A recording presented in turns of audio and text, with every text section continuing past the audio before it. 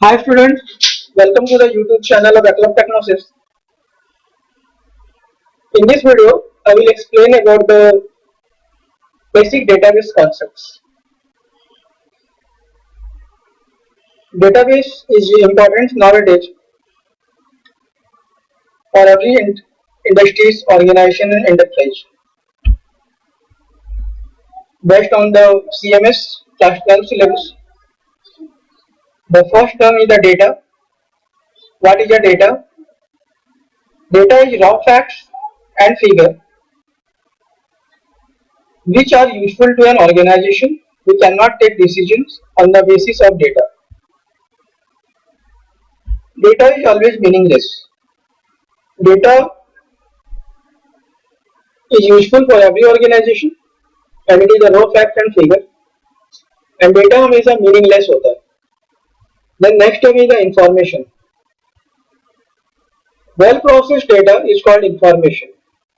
Data process होने के बाद वो information बनाता है. We can take decision on the basis of information. हम लोग information के basis पे decision ले सकते हैं. And information is always meaningful. And data is always meaningless. Then next term is the database. Database means the collection of data that contains information about enterprise, organization, school, colleges and many industries. Database का मतलब होता है data का collection जो information को store करके रखता है. और ये डेटाबेस आपका एंटरप्राइज का हो सकता है, ऑर्गेनाइजेशन का भी हो सकता है, स्कूल, कॉलेज और बहुत सारे इंडस्ट्रीज का हो सकता है.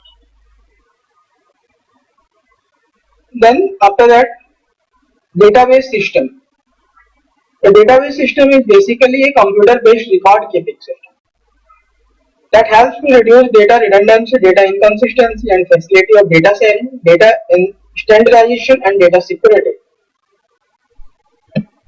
Database system का मतलब होता है computer based record keeping system. कोई भी रिकॉर्ड्स के लिए हम लोग कंप्यूटर पे स्टोर करते हैं, कंप्यूटर बेस्ड रिकॉर्ड पे स्टोर करते रखते हैं, तो आपका डेटाबेस सिस्टम कहलाता है. ये हेल्प करता है डेटा रिडंडेंसी को. डेटा रिडंडेंसी का मतलब होता है कि सेम डेटा बार बार रिपीट नहीं. डेटा डुप्लीकेशंस को हटाता है.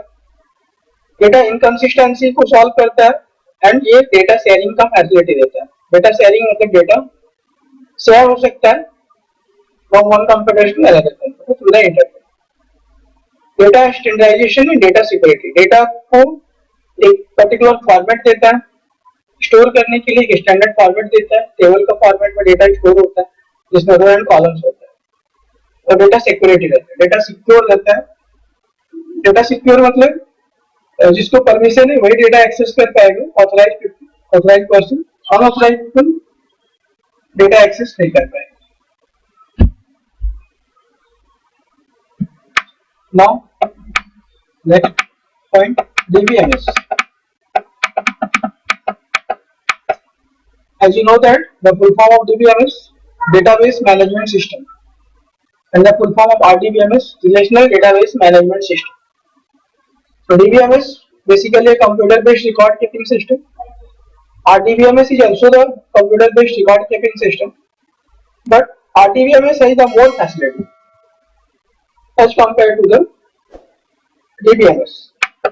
Oracle software is the example of the RDBMS, and MS Access software is the example of DBMS.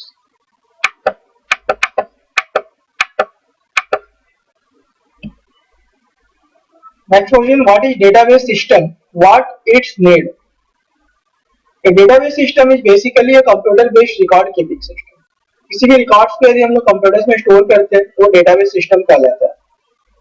A database system overcome the limitation of filing data inconsistency, unshareable data, insecure data, incorrect and unstandardized data. Database system जो है processing systems का जो भी problems था वो सबको हटा दिया, वो सारे लिमिटेशन को सॉल्व कर दिया.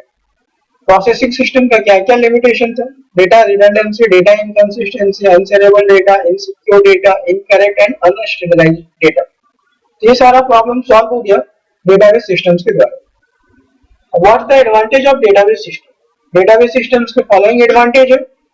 जो लिमिटेशन आपका प्रोसेसिंग सिस्टम ने सॉल्व किया है वही आपका डेटाबेस सिस्टम्स का एडवांटेज बन जाएगा। पहला, reduce data redundancy. Second, control data inconsistency. Third is the share data. Fourth is the secure data. Fifth, standardized data, and sixth is the integrated data. So all it is the advantage of the database system.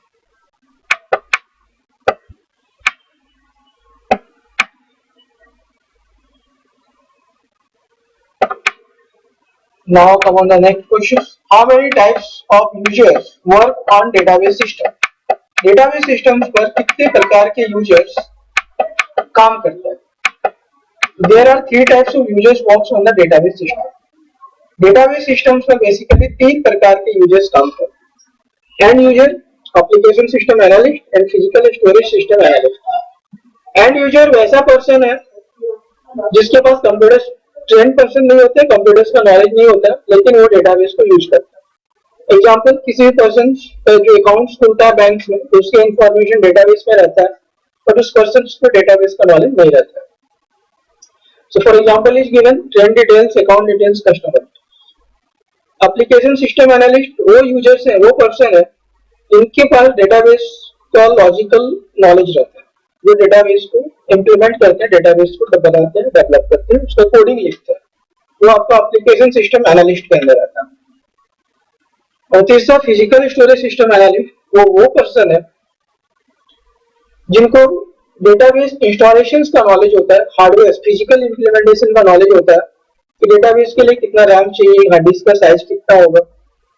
सो वो सारे persons जो हैं जिनको physical इंप्लीमेंटेशंस का knowledge है वो physical storage system analyst के अंदर है।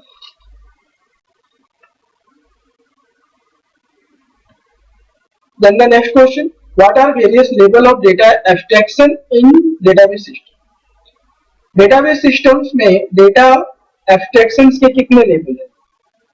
तो डेटाबेस सिस्टम्स में डेटा एब्स्ट्रैक्शंस के भी तीन लेवल होते हैं, इंटरनल लेवल, कॉन्सेप्चुअल लेवल और एक्सटर्नल लेवल। इंटरनल लेवल आपका फिजिकल लेवल कहलाता है और कॉन्सेप्चुअल लेवल लॉजिकल व्यू या लॉजिकल लेवल कहलाएगा और एक्सटर्नल लेवल व्यू लेवल कहलाता है। तो इंटरनल लेवल एक्सप्लेन करता है, बताता है कि डेटाबेस का जो डेटा है वो एक्चुअली स्टोरेज मीडियम पे स्टोरेज होगा, उसका कैपेसिटी वगैरह क्या होता है, वो सारे का जो एक्सप्लेनेशन होता है वो इंटरनल लेवल पर। कॉन्सेप्चुअल लेवल डिस्क्राइब करता है what data actually stored in the database, database में एक्चुअली कौन सा डेटा स्टोर होगा, ये कॉन्सेप्चुअल लेवल लॉजिकल लेवल बताता है। और एक्सटर्नल लेवल व्यू लेवल जो देखने का काम करता है। This level is concern with the way to view data by individual user. हर एक यूजर्स के द्वारा जो डेटा व्यू होता है, डेटा का देखने का तरीका होता है, वो आपका external level, that means the view level. Thank you to all of you. Repeat this video again and again. Recall, review the video, make the notes, and learn properly. Thank you to all of you.